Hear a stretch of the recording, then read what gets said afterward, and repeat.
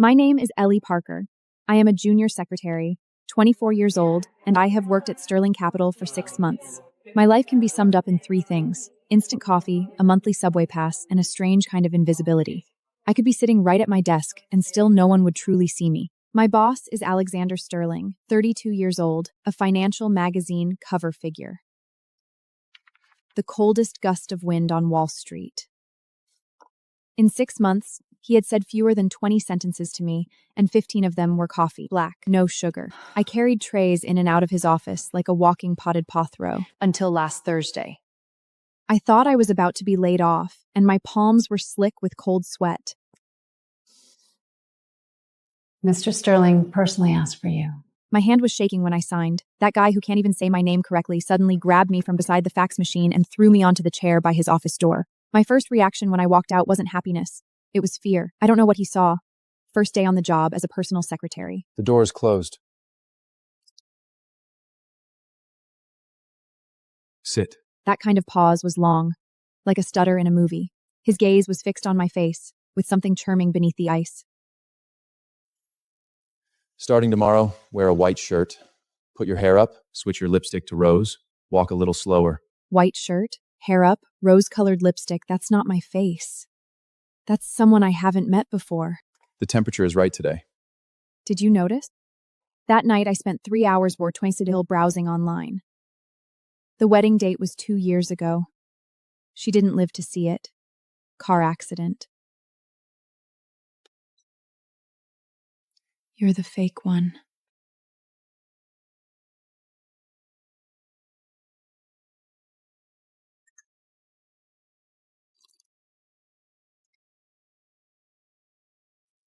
The temperature is right today.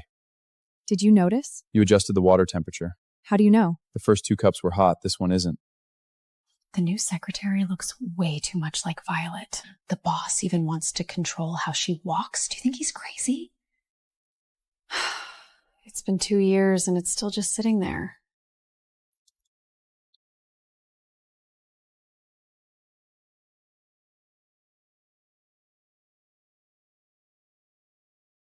What are you looking at me for? I've been thinking about something. Those days you had me wear a white shirt, was it to see if I could become her?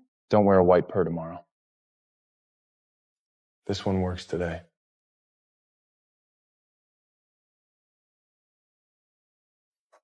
Violet never wears beiged.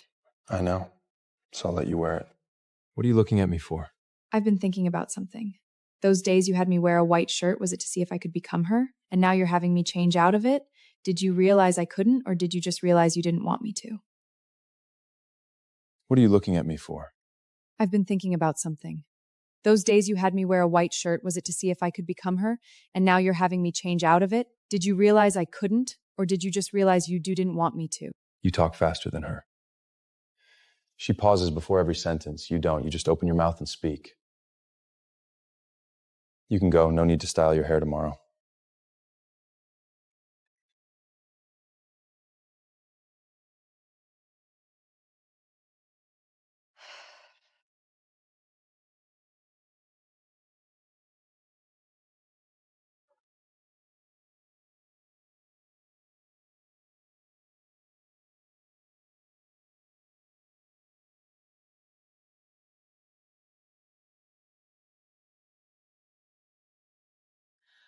Company.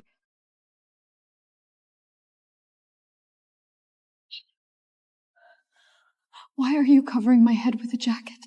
Because of your expression, I don't know what to say. Let's go.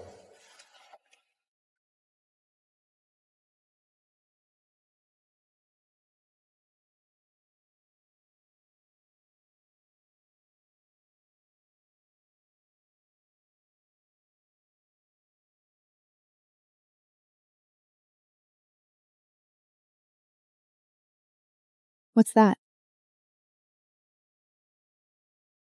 I rented it when I was in college. Lived there for 3 years, then I moved out.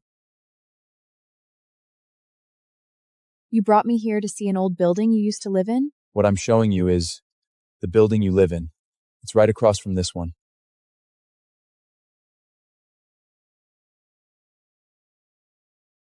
I closed the newspaper. An elderly woman beside me was knitting. The next day, I asked for leave. A whole day.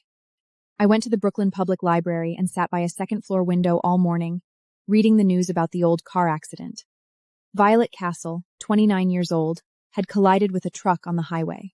It had been raining that day, the road surface slick. The investigation concluded it was driver error. I closed the newspaper. An elderly woman beside me was knitting. She looked at me. Miss, are you feeling unwell? You look pale. "I'm fine," Your face. she said, narrowing her eyes and studying me for a while.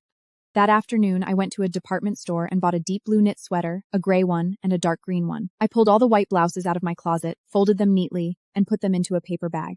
The next day at work, I placed the bag on his desk. What is this? "For you. Keep them or throw them away. I won't wear them anymore." He opened the paper bag and glanced inside, all white blousers, folded in perfect order. What are you changing into? He closed the bag and put it into a drawer, as long as it isn't white. Then he opened the cabinet on the side of his desk, took out a gift box, and pushed it across the table. I opened it. Inside was an off-white trench coat. Not white, an old, warm ivory shade. "When did you buy this?" The day you said you wanted to change. Then why buy her a trench coat? Violet doesn't even wear trench coat. I started wearing that trench coat to work. Every day I take the subway, getting squished in the crowd until it's all wrinkled. Then I shake it out and hang it on the back of my chair at the office. She's wearing that trench coat. Did the boss buy it for her? I heard so. Do you think he really got caught up in it? What's there to fall for? She looks like her. Then why buy her a trench coat? Violet doesn't even wear trench coats. You're right about that.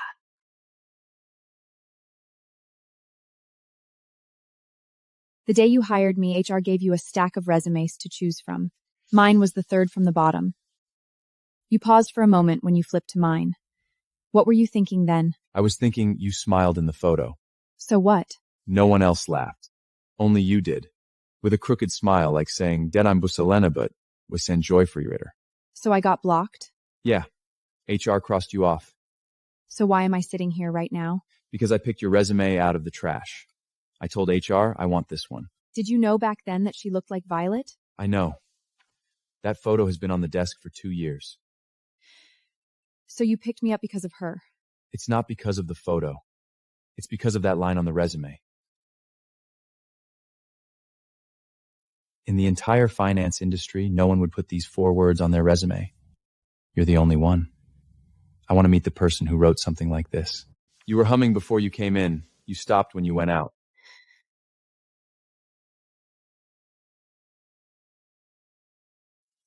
Look at page 3. Is there any problem?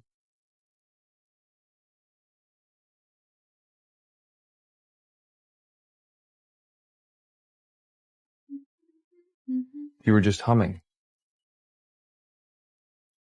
Did I hum? That kind of tick-tock, tick-tock tune. You hum it when you're happy. How do you know I hum when I'm happy? You were humming before you came in. You stopped when you went out. Do you know what song I'm humming? I don't know, but I know you're happy.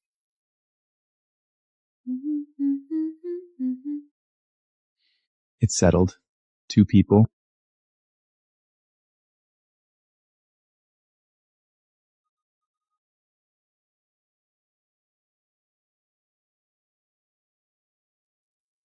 They asked me when I was getting married. What did you say? What you say?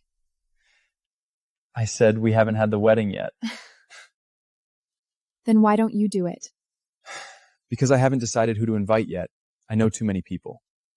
Then make it a bit smaller. How small? 2 people. 1 piece of cake. 1 bowl of pasta. Are you proposing to me? Got caught? I agreed. It's settled. 2 people, 1 cake, 1 bowl of pasta. When you meet someone you want to marry. The wedding was registered at the city hall and it was overcast that day. I'm not wearing white. I'm wearing an old beige dress. It's not new. It's the one I wore in college with a small coffee stain on the hem that can't be washed off. He wore his usual dark gray suit for work and changed his tie to a light gray one. That's his only non-black tie. Do you have rings?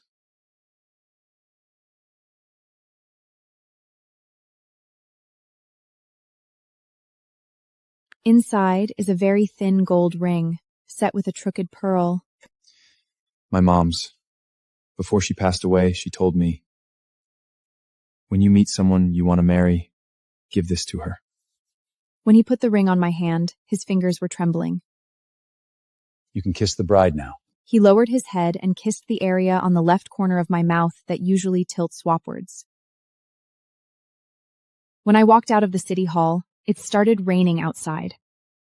He opened the long-handled umbrella, and we stood side by side on the steps.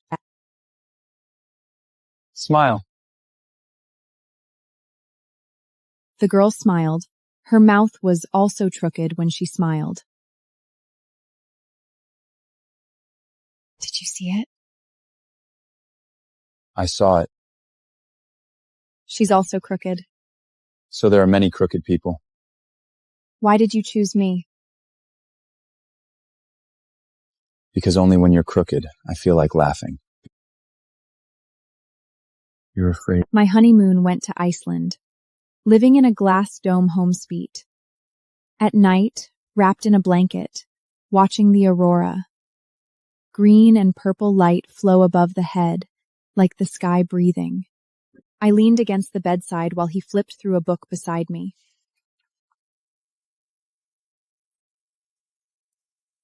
You're afraid of the dark. I'm not afraid. You're afraid. During the last power outage, you hide in the corner. During the at one seeming you'd panned. Your squatting posture is very neat, like someone who is always looking for a corner. The basement where I used to live had no windows at night. Is there no window in the basement? Yes. I lived there for 2 years. I can't see my fingers in my hand every night. Later on, I got used to it. Later on, when I moved out, I couldn't sleep. The room with windows is too bright. He put down his book and turned off the light. The room immediately darkened, leaving only the faint green of the auroras outside the window. Now then, I can see it. what can you see? You. He reached out his hand in the darkness, groped for my finger, and held it. From now on, every room you sleep in will have a window. There will be people living across the window. Special assistant to the president. Following Limes down on. The first day back at work after the honeymoon, HR has issued another announcement. This is an internal letter to the entire company titled HR Information Update. Ellie Parker has been renamed Ellie Steekrick. The position has been adjusted from personal secretary to special assistant to the president. Following Limes down the Deeker may the mo Chaburn mayos dense, but the CEO Binshin promlister new thesibel and erpai kumpuladapai.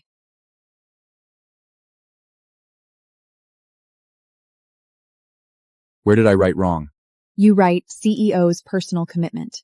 Does it mean that even if the people low want to work time, it's not akeable? Yes. Because the CEO has gone home. No one is watching from above. Why work overtime? That afternoon, someone posted a screenshot of the announcement on an anonymous workplace forum. The title is, Our Boss Reform Him Recompany into Joe Home Workplace Forum. The most liked reply below is only 7 words. Now if he come home, who will? I to replies. I want to reply. Thinking in a one it what made ins anything.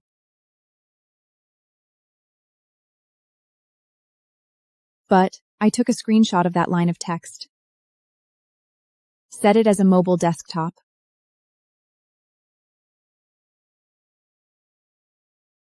Passing by again.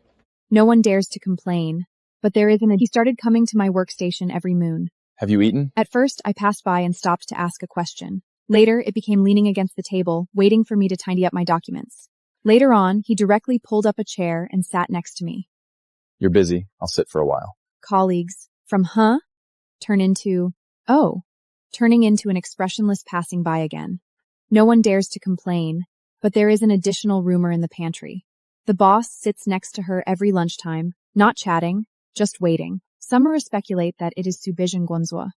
Yorin's heights greasy. Jin sounds to this. I make into 100 a watum with huawata shrage. Hawatui bawin bay by wasibien. Bade nuankwa. Limina stray shibasha wudu. One day, I looked up and found him looking at me. I'm not looking at the computer. The screen has long been locked. He sat next to me, holding an empty cup in his hand. Like a tree that doesn't speak much, it planted itself next to my workstation. You don't have to work. My job is to make sure you remember to drink water. You have such a good memory. Why don't you remember that you have to drink too? You reminded me. I picked up the thermos and filled it up for him. Push it over. Push it over. He took a sip and didn't say thank you, but his brow relaxed. That was the first time I noticed. When he relaxed, the distance between his eyebrows would be 2 millimeters wider than usual. I have noted it in my mind. One day, I received a package. A square box with no sender written on it. Inside was an old photo album. On the first page was Violet, as a child, as a young girl in her 20s, always smiling with perfect standard gentleness. At the last page, there was a folded note tucked inside. Hello, Ellie. I am Violet's younger sister, Grace. I saw your wedding announcement online. You look like her, but I know you are not her. Alexander's eyes are different now. Our whole family saw it. This album has been at my house for too long. I thought maybe you two could use it to say a real goodbye. If you are willing, you can come have coffee with me. I have some stories about her. Not the perfect ones, the real ones. I sat with that note in my hand for a long time. Then I placed it on Alexander's desk. When he came back and saw the note and the album, he picked up the album first and opened the first page. He stayed still for a long time. Then he closed it and picked up the note. Did you contact her? No, she contacted me. Do you want to go? I want you to decide. He put down the note and looked at the album. Take me to her. You know her story. Grace chose a cafe in Brooklyn, close to the river, with a row of succulents along the windowsill. She looked even less like Violet than I had imagined. Curly hair, freckles, a loud voice, and a laugh that made her slap the table. We ordered matcha lattes and a brownie. She spent her whole life trying to become what other people thought was good. Dad said white looked best on her, so she wore only white. Grandpa said being thin was proper, so she ate only once a day. What did Alexander love about her? He loved her perfection. So she performed perfection to the very end. But she never once asked herself what she wanted.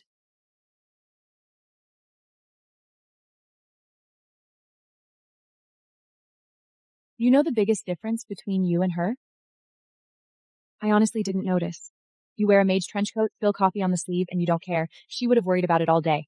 Exactly. You don't perform. That's why he chose someone different. We sat there all afternoon. Grace told me many stories about Violet. She had cried in secret the day she passed her highest level piano exam because she never wanted to play, even though everyone believed she should. She bought a red lipstick and hid it in a drawer, but never wore it outside. She thought about changing colors, but she was too afraid. So if you got married in beige, she wouldn't be angry. She would only envy that you dared. Spoke. Her gown was rented because buying one was too expensive. That night, I went home and looked through the entire album page by page. Alexander sat beside me, and we looked at it together. Her gown was rented because buying one was too expensive.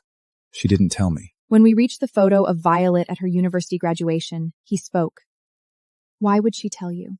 Because she thought she couldn't show that she was short on money in front of me. She was afraid I would think she wasn't good enough. Do you think she wasn't good enough? I didn't, but she always thought so. When she was by my side, she was constantly checking whether she had done anything wrong. She never relaxed. He turned to the final page, a photo of Violet sitting on a windowsill holding a book, her face turned toward the window. Her expression was unclear. Who took this?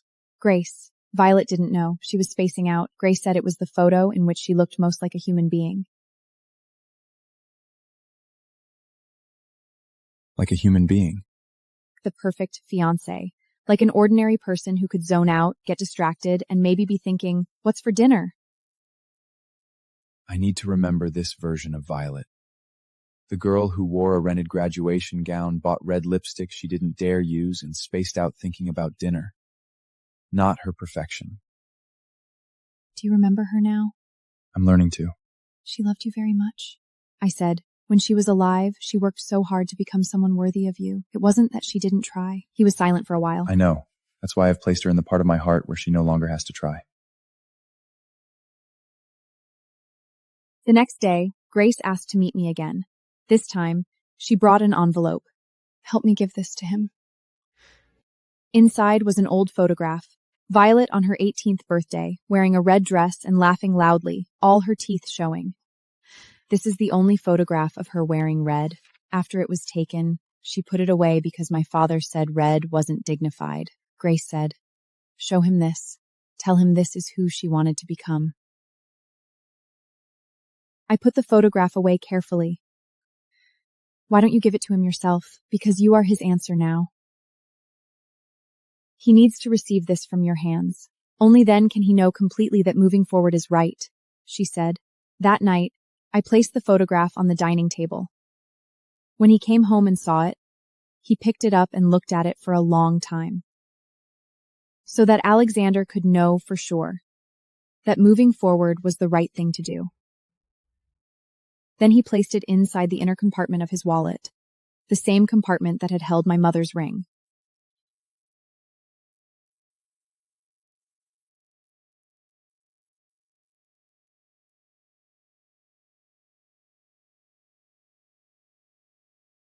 Where did you put it?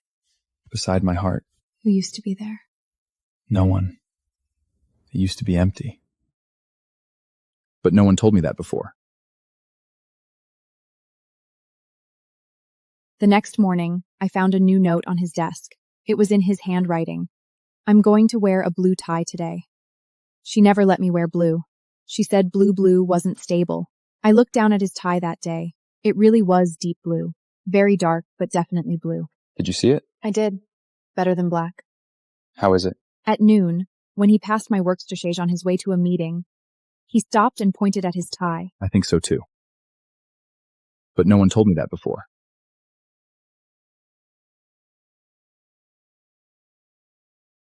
That afternoon, he sent me a message containing only one line: "Wear green tomorrow." I knew what he meant. He was taking off the things that had once been not allowed, bit by bit, like pulling loose threads from an old scarf. I was not wearing the colors Violet had never dared to wear on her behalf. I was wearing them for him to see. Some colors can be worn without anything terrible happening. For the first real board meeting, he had me sit beside him. The conference table was surrounded by people in suits and ties, each more serious than the last. I sat to his right, with the data I had memorized 3 times the night before on the tablet in front of me. He opened the meeting and spoke for 5 minutes. Then he turned to me. My knees were shaking when I stood up, Ellie, explain the third quarter revenue distribution. but I opened my mouth and my voice was steadier than I had imagined. I spoke for 3 minutes. When I sat down, a board director beside me wrote something in his notebook and pushed it towards me. I picked up a pen, wrote one line underneath, and pushed it back. After reading it, he nodded once and asked nothing else. Source of data? The answer I gave the doctor just now? The answer. Alexander walked ahead. It was right up with him. After you answered, he wrote 2 more words. You didn't see them. What words? Reviewed. He stopped at the end of the corridor. The moment you stood up, there was someone under the table shaking, but her voice did not shake. That's what kind of person you are. Terrified, but still speaking. People like that are rare. He walked forward, and I followed behind. How did you know I was shaking? Your ankle. I looked down. I was wearing a pair of low-cut heels that day, and my ankle had indeed been trembling visibly. You were watching my ankle? I saw that when you stood up, your ankle failed to straighten for an instant. He said without looking back. Then you forced it straight.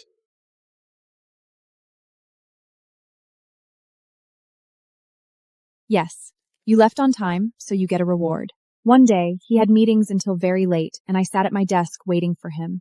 6:30, 7:30, 8:30. At 9, his office door opened. He walked out and fussed when he saw me still there. Why are you still here?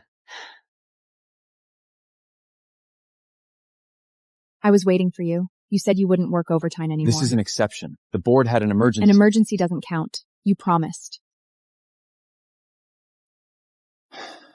You're right. I broke my word. Make it up tomorrow. How? Tomorrow, leave on time. I'll wait for you downstairs. The next afternoon at 6:25, I stood in the company lobby, holding a bag of strawberries I had just modded. The elevator doors opened. He walked out with a file under his arm. When he saw me, his steps slowed. What are you holding? Strawberries. I bought them from the supermarket on my way after work. You came downstairs to wait for me and bought strawberries on the way? Yes. You left on time, so you get a reward. That evening, we walked down the street. He held a briefcase in one hand and the bag of strawberries in the other, walking through the crowd like an ordinary man leaving work. A passerby brushed past him and looked back, as if trying to identify something, but he kept walking. The passerby did not recognize him. The first time we went, he was recognized. He began going to the supermarket. we Before, going? things like this were bought by assistants and delivered to his door. Now, every Saturday morning. If I said yes, he would wait beside the shoe cabinet while I changed shoes, hating a cloth grocery bag. The first time we went, he was recognized. A young man took a photo beside the freezer section and posted it on social media with the caption, "Billionaire choosing broccoli." It was reposted over 10,000 times that day. Some people in the comments guessed he had gone bankrupt. Others guessed he was filming a reality show.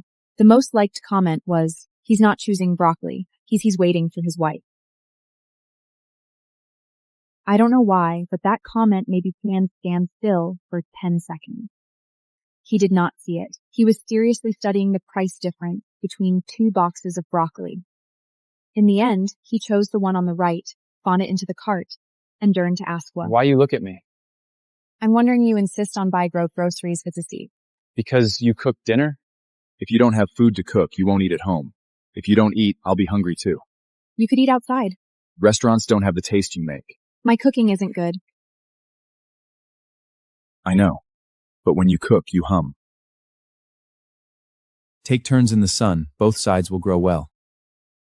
I moved out of that basement apartment with no sunlight and into his red brick building in Brooklyn, the one he showed me that night, right across the street from his place.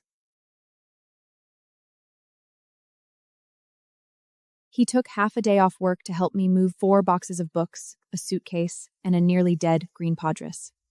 What time did you get up when you used to live here? He stood in the empty my living room and looked around. 6:30. The sun hadn't come up yet. It was still dark when you got up. I turned on the desk lamp. Not anymore.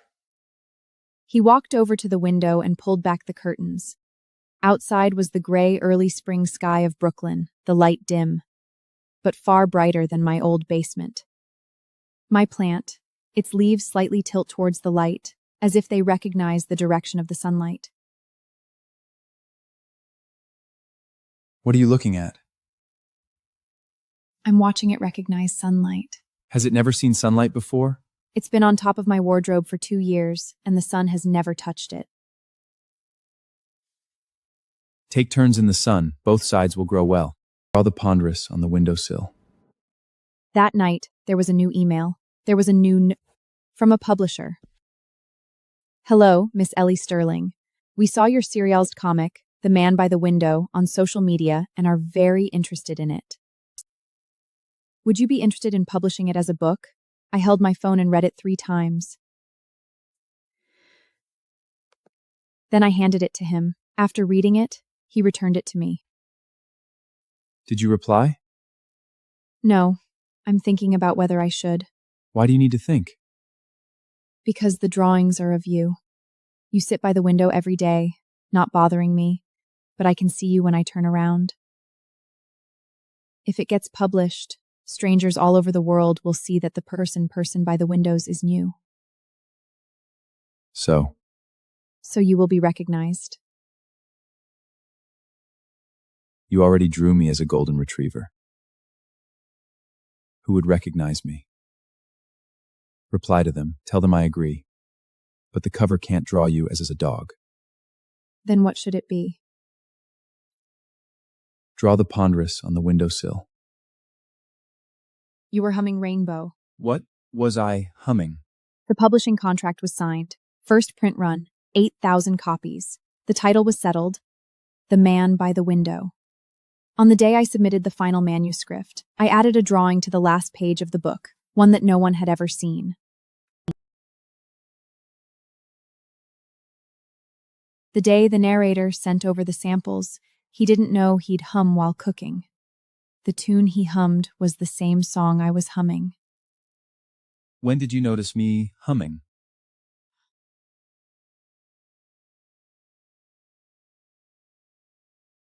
You never know yourself. What was I humming? You were humming Rainbow. You hum it every time you make pasta. Didn't you notice? I'll go practice. Next time you hear it, I'll hum it more accurately. Remembered all your good angles.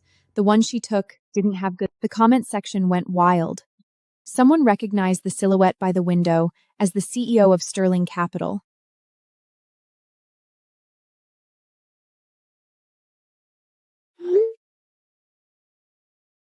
Did your friend send it? She sent it. Not mad, Are you mad? but she photographed you less beautifully than I would draw you. Because you'll light me up. It's not the lighting. I just remembered all your good angles. The one she took didn't have good lighting, and your dark circles were too obvious. You even draw on dark circles. Dark circles are you too. The Potterist moved in before I did. It has seniority. The book reached number 3 on the weekly chart. The publisher called to ask whether I could hold a signing event. I said, no signing. Let's do a live stream instead. Are you sure? Yes. No one in the live stream will shine a flash on his darkles under the ease. The live stream was scheduled for Thursday night. The camera faced my drawing desk.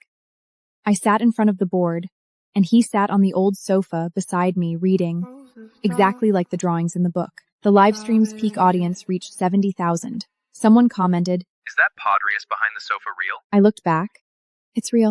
In the comic, isn't it on the windowsill? It was moved down because the windowsill is too cold. We'll move it back when winter passes. You even managed the pottery from the drawing. I smiled. It is part of our home, too. He put down his book and looked at me, saying nothing, but the corner of his Strouth moved. The live stream room exploded. He smiled. He really smiled. The book didn't lie. After I ended the live stream, I walked up to him. What were you smiling at? At how seriously you explain the Podris. You explain the Podris more seriously than you explain me. The Potterist moved in before I did. It has seniority. Which other CEO would do something like this besides me? By the 4th week of The Man by the Window, a film company came to discuss adaptation rights. Kate said, "You're about to get rich? If I get rich, the money belongs to the Pothless. It moved in first, so it gets the largest share."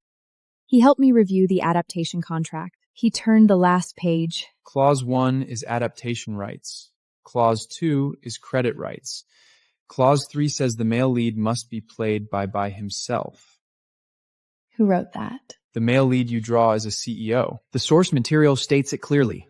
CEO of a certain capital company, sitting by the window and staring at the pewter for a long time. Occasionally stand up to heat up my coffee. Which other CEO would do something like this besides me? What if other CEOs sit by windows too? They don't put Pothos on the windowsill. You even want to compete with the Pothos. It and I were drawn into the same story. Are you jealous of it? It is a plant. It doesn't have to work. It photosynthesis. Every day, all it needs is sunlight. Have you ever seen it work overtime? So you envy it. I envy that it can avoid looking at you. Why? I don't know where to look when I'm gazing at you. I put down the contract.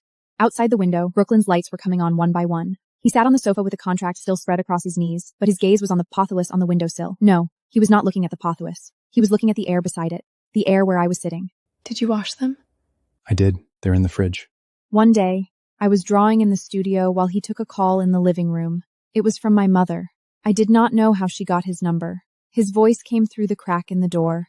Hello, Auntie? Yes, it's me. She's doing well. She's drawing in the next room. He paused for a while, then said, Don't worry. I will take good care of her. She ate today. She had broccoli, pasta, and half a box of strawberries. You said she eats strawberries without washing them. I'll wash them for her from now on. After he hung up, he walked to the door and leaned against the frame. Your mother asked me to wash your strawberries for you. Did you wash them? I did. They're in the fridge. She used to worry about me living in a room with no windows. She always felt I might lose myself in the dark. What about now? Now she calls you and asks you to wash strawberries. I looked at him. She feels reassured. Because you answered that call.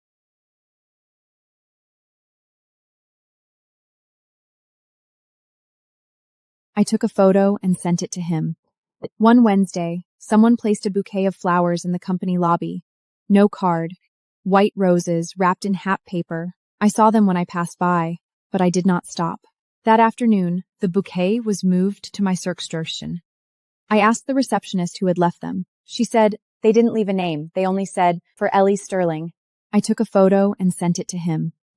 Did you leave these? No, Then who did? I don't know. Aren't you going to check the security footage? No, Why not? because whoever sent them, they won't be better than the ones I would send. Then when are you going to send me flowers? No, Why? the people who send flowers leave. I'm here. I closed the chat window. The white roses on the desks bloomed beautifully in the afternoon light. But when I looked at them, what filled my mind were his 6 words. The people who send flowers leave. I'm here. When I left work, I passed the trash can, then placed the roses into the reception vase, letting them stay in the public space. Not because they were bad, because they should not belong to me alone. I crouched down and stuck my hand into the seawater. Grace invited me to go see the sea this weekend. My sister used to love the beach around here, but she didn't dare go in the water because our dad said the seawater would mess up her hair. You still dare to do a lot of things she wouldn't. We're standing on the beach, and the wind is really strong. Grace said, one time I suggested going to see the sea, and she said, it's too windy. Actually, she was just worried her hair would get messed up, and people would talk about it when we got back. Do you regret it? I ask. Regret what? I regret not asking her more when she was alive, like, do you want to go to the beach? Grace was silent for a moment. That's why I asked you. I asked? I've come to the beach.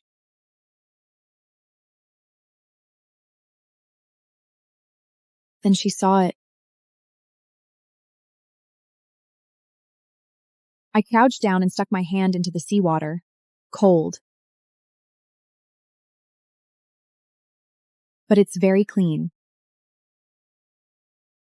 I wrote a name in the sand, and then erased it. Grace watched what I was doing and didn't ask who it was. But she knew. Because I finished writing. When was this drawn? That page shows a person crouching on the sand, writing a string of letters with their finger, then erasing half of it. You can't see the complete letters clearly. The day with Grace and me. What are you writing? Not finished writing. It's not that I didn't finish writing, it's that you erased it. Because I finished writing. But I don't want anyone to see it. I'm not one of them.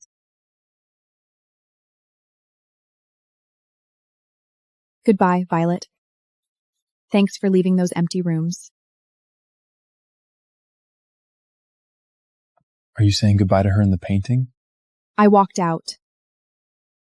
You have to come out too. I've already moved on. Then why are you still keeping her ring? That's where his mom's ring was kept, but there used to be a red photo there too. What he touched was a bunch of air. When did you take it? Yesterday, when you were asleep. Where did you put it? I put it back with Grace. She keeps it more appropriately than you do. Aren't you going to ask me how I feel? How does it feel? It's like someone opened a window. The wind came in. He's in the background of all my paintings, but everything I paint is because of him. I've started working on a new series. This time it's not he's sitting by the window. It's the city outside the window. Dong River's boats, the lights across the shore, the people who might be living in each lit-up window. I didn't draw him, but he's everywhere, because every window is what I saw when I was sitting next to him. I would have defined Sarando I was little Max Vidagol friend, but she was siddatly feral in Ibrium. Einen crudies of Holla Isering my frum drias de towns. Should we call it the green ivy by the window? No. It's called Between Windows. Why is it called that? Because everyone is someone living behind another window. You push open the window and see me. I opened the window and saw you. There's something in between. This is where all the stories begin. So what's between us? One desk over, an HR interview on a rainy early morning, and a pot of Ponthros. So did you draw it in? I've drawn it. It's on the windowsill. It came before me, But it wasn't drawn in first. so it's still lost. It didn't lose, it just became background. Then what am I? Dedicated to him. He's in the background of all my paintings, but everything I paint is because of him. Across an entire city that's slowly going dark. On the day the new series was released, I posted the first illustration on social media. He moved the Potnos back to the windowsill today. Winter has passed. Someone in the comments is asking, who is he? It's him, the guy by the window. I recognize that account, it's Grace. My older sister used to want to learn how to draw, but she didn't dare. Thanks for drawing it for her.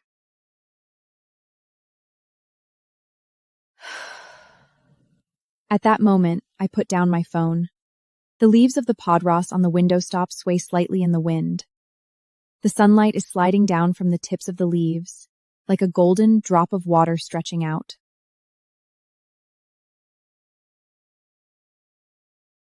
I picked up my sketch pen and drew 3 people's windowsills on a new page. In the left, there's a pot of pozzadro that always turns toward the light. The middle window is empty, but the curtain is being blown up by the wind. The light from the window on the right is leaking through the gaps. That's the light on my windowsill. Between the 3 windowsills, across an entire city that's slowly going dark. Someone enough to marry him. You loved. At the end of the month, Grace sent me a message. I found her old diary today. She wrote something. I think you should see it. She sent me a photograph of the page. Violet's handwriting was neat, almost forceful. Today I saw a couple on the street. The woman wore a red coat.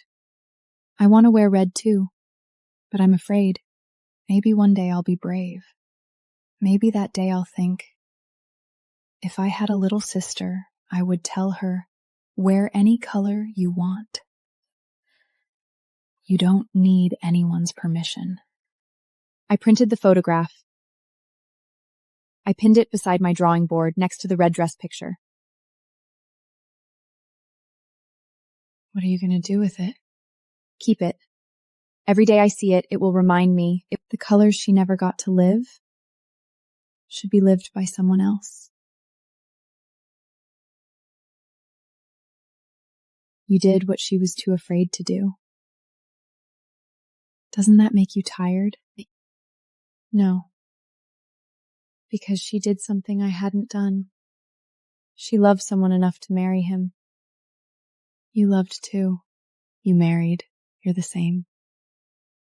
So we're even. Yeah. One night, Alexander woke and found my side of the bed empty.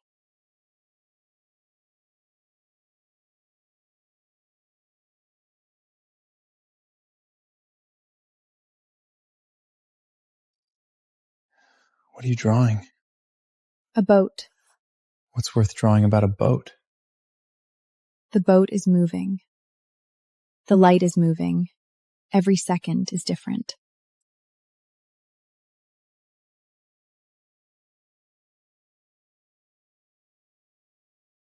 Ellie.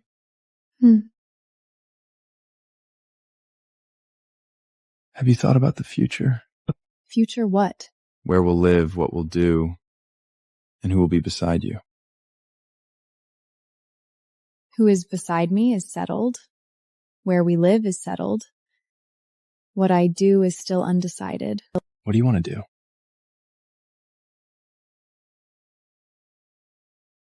I want to paint a city made entirely of window sids. Someone lives behind to hide every window. Everyone has a story. Mine began when you picked up the resume with my crooked smile. What if I hadn't picked it up? Then I'd still be making coffee beside the fax machine, waiting for a fax that never ended.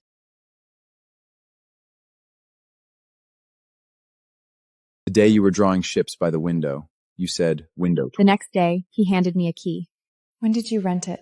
I rented it for your studio. It was not for an apartment. It was for a place he had never been to before. The second floor of an old building in Brooklyn, an empty room with wooden floors, facing south, with nothing blocking the windows. The day you were drawing ships by the window, you said window twice. There are 2 windows here. You can paint between them. You won't have to turn around and look for me because I'll be in behind you. I stood from the 2 windows, came in from different directions, and met on the wooden floor in an irregular diamond shape. My shadow stood right in the middle of it. Why did you choose the second floor? Because if it were on the first floor, people walking outside would see you painting. You'd feel embarrassed. Every time you draw me, you close your sketchbook before you finish. You're afraid I'm see it. Then why do you still look? I look at the back of your head. When you're focused, the back of your head tilts a little to the left. I laughed. The light from the windows fell across the wooden floor, and my shadow stretched all the way to his feet. The room was still empty, but it had already felt like the beginning of something that belonged to me. Square, long and narrow. Every window held a different light and a different... I began painting a city of windows in my new studio. On one huge sheet of paper, I filled the page with every kind of window. Round, arched, square, long and narrow. Every window held a different light and a different figure inside. He did not appear in any of them, but he stood behind me in the light of that window, quiet as a wall I had somehow painted into the room.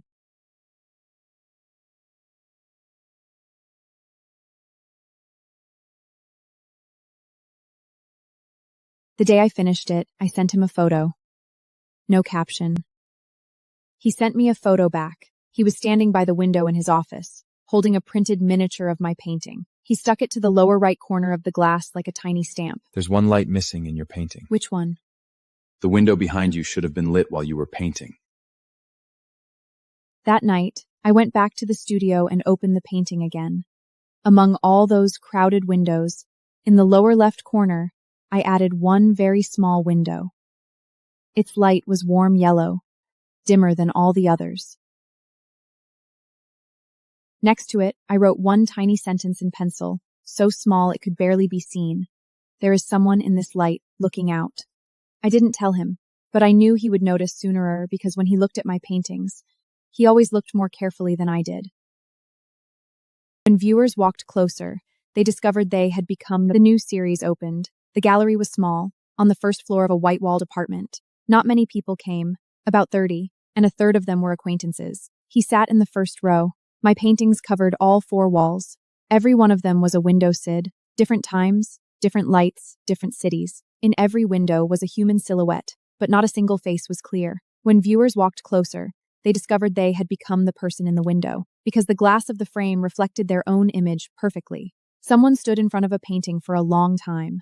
A young girl stood before one painting with wet eyes. She tugged at her companion and said, "Look, there is a pothorus on the windowsill." That was the first painting, the one I made after moving into this studio. The pothorus on that windowsill had already been repotted 3 times, and it had twice as many leaves as when it first came. I stood beside the painting. The girl turned and asked me, "Is this pothorus real?" "It is. It is." "What is its name?" "It doesn't have one." "Why not give it a name?" "Because once you name something, you won't be able to give it away." She thought for a moment. "Then keep it. By hanging its painting here, it is looking at the exhibition, too." After the gallery closed that day, I sat in a corner. He came over and sat beside me. About that pothorus, she was right. Right about what? It really is looking at the exhibition. It is now in the sight of everyone who passes by. I leaned against his shoulder. In front of me was an entire wall of paintings. "Ellie, come in for a moment." There was someone in every window, but the person who painted those windows was being watched by someone outside another window. That person, because his room. That person sat beside me, handing me a strawberry. "Ellie, come in for a moment." One day, I passed the HR office. The door was open, and the HR director stopped me. I walked in. She turned off her computer screen and looked at me. "I want to ask you something personal." "Go ahead." "When you joined the company, I was the one who interviewed you. You said something to me. Do you remember?" "I said too many things." "Which one?" "You said, 'I may not be very good yet, but I learn fast.' Do you remember that?" I remembered. That day, I had been so nervous my palms were soaked with sweat. After saying that line, even I thought it sounded stupid. For a junior secretary position, what good was saying I learn fast? I remember. The HR director stood and walked to the window. "That day, I put your resume in the rejection pile. Alexander called and asked for it back. He said one sentence to me. 'She learns quickly. I can just teach her.'" I stood beside the desk, my fingers pressed against its edge. "He never taught me," I said. But he let you sit beside him. "Yes." That is his way of teaching. I walked out of the HR office. At the end of the corridor, a window was open. Wind came in and flipped the leaves of the pothos in the corner. I stood there and saw the door of his office slightly aren't, a sliv of light showing through the gap. He was inside, not reading documents, not on a phone call. He sat behind his desk, looking toward the door, as if waiting for someone to pass by, or as if confirming that the door would be pushed open. The last thing of the year. At the end of the year, the company has its annual meeting. He stands on the stage giving a speech, with a few hundred people sitting in the audience. This year I made a decision. I decided to leave work on time. Not because I'm not busy, but because someone once told me, staying at the office alone won't make the world any better. She's right. The world won't get better just because one person works overtime. But the moment you get home to eat will. Thanks to my colleagues, and thanks to the one who made me go home.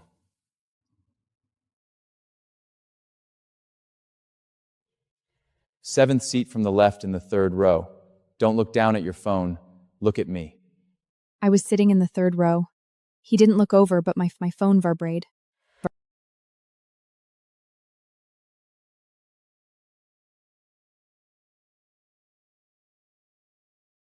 I looked up.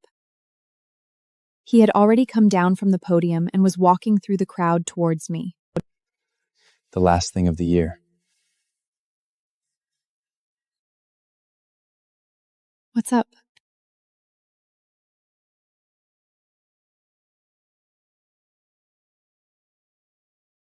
Sitting across?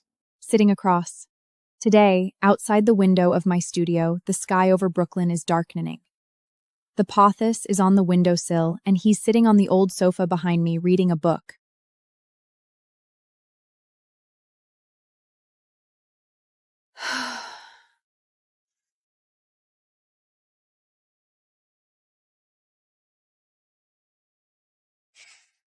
Finished drawing. Finished drawing.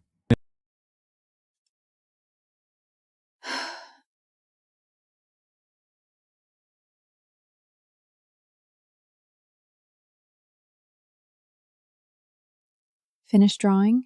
Finished drawing. I don't need them anymore. I know where you are. Now. The sky out the window is completely dark. On the lights Amherst on the East River has one come diped, like a line set alide. Now it's waiting for you too. I'll draw a new one tomorrow. What should I draw tomorrow? Draw a person walking out of the kitchen carrying 2 cups of coffee. One is black, and the other has cinnamon. Then they sit down at the table. Sitting across? Sitting across.